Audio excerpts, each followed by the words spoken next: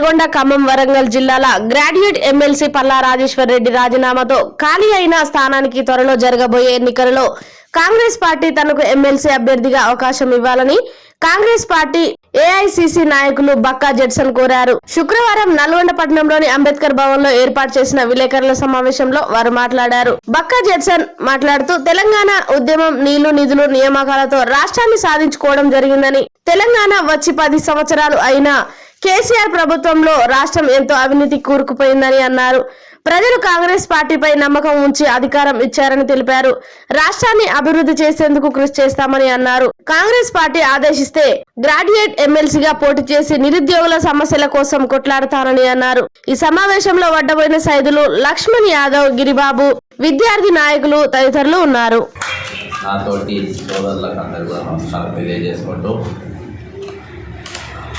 తెలంగాణ ప్రత్యేక రాష్ట్రం కోసం దాదాపు 1200 మంది విద్యార్థులు తమ ప్రాణాలు బలిదానాలు చేశారు.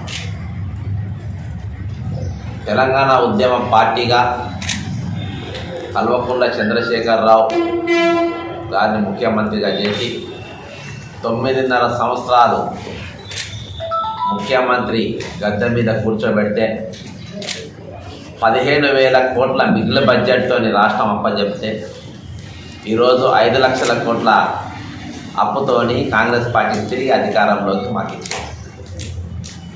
ఈరోజు దాదాపు 179 కేసులు నేను సిబిఐలో కానీ, ఈడీలో కానీ, ఫ్రాడ్ కంపెనీలలో కానీ, మినిస్ట్రీ ఆఫ్ కార్పొరేట్లో కానీ అనేకమైన కేసులు వేసినాం. కానీ 6,121 మంది రైతులు తెలంగాణ వచ్చినాక చనిపోయారు. 17 సార్లు క్వశ్చన్ పేపర్ లీక్ అయిపోయినాయి.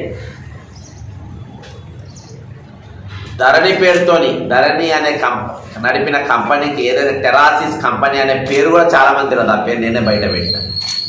దాన్ని నడిపేది శ్రీధర్ గజరాజ్ అనేటోడు కూడా ఎవరికి తెలియదు. దానికి ఒక వెబ్సైట్ ఉంటుంది, ఫోన్ నంబర్ ఉంటుంది, అసెంబ్లీలో దీనిపైన చర్చ ఉన్నది.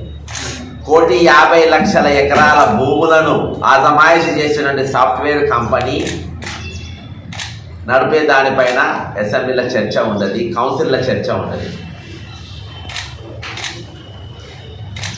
ఈరోజు బ్యాక్లాగ్ పోస్టు 2 లక్షల పోస్టు ఖాళీగా ఉన్నా దానిపైన చర్చ ఉండదు. ప్రజాస్వామ్యం అనేది కనబడకుండా చేసింది. ఈరోజు అధికారులను తేవడానికి 2 ముఖ్యమైన పాత్ర. నాయకులు కాంగ్రెస్ పార్టీ వదిలేసిపోయింది, నాయకులు వదిలేసిపోయింది. కానీ కార్యకర్తలు కాంగ్రెస్ పార్టీ పట్టుకొని ఉన్నారు కాబట్టి ఈరోజు అధికారంలో. ఈరోజు ప్రతిపక్ష పాత్ర మేము సరైన విధానాలు పోషించినప్పటికీ ప్రజలే ప్రతిపక్ష పాత్రగా ఉండి, కార్యకర్తలే ప్రతిపక్ష పాత్ర పోషించి వారు ఈరోజు కాంగ్రెస్ పార్టీని గద్దె మీదకి తీసుకొని వచ్చారు. ఈ క్రెడిట్ పూర్తిగా కార్యకర్తలు ప్రజలకే పోతుంది, వేరే వాళ్ళకి ఎవరికి. వచ్చే రోజుల్లో ఉద్యమాలు, తెలంగాణ ప్రత్యేక రాష్ట్రం కోసం ఉద్యమాలు చేసినప్పుడు దాదాపు 10 సంవత్సరాల పాటు మేధావులు కానీ అందరూ కూడా మౌనంగా ఉన్నారు. కానీ ఈరోజు డే వన్కే తెలంగాణ నిధుల మీద, నియామకాల మీద, నీళ్ళ మీద, ప్రతి దానిపైన కన్ను ఉండవలసిన అవసరం ఉన్నది. కాబట్టి ఈరోజు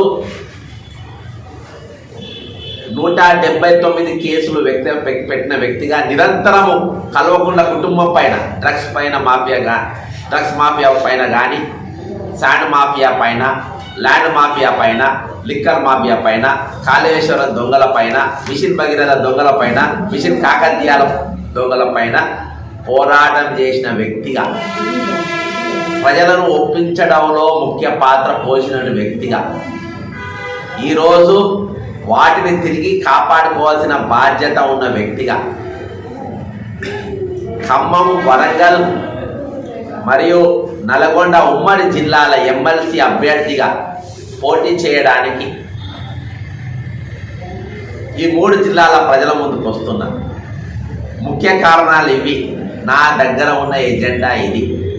ఇయాటికి తెలంగాణ యువకులు ఓపు కోరుకుంటుందంటే ఉస్మానియా యూనివర్సిటీ కానీ కాకతీయ యూనివర్సిటీ కానీ అనేకమైన పీజీ కాలేజ్ కానీ స్కాలర్స్ కానీ ఈరోజు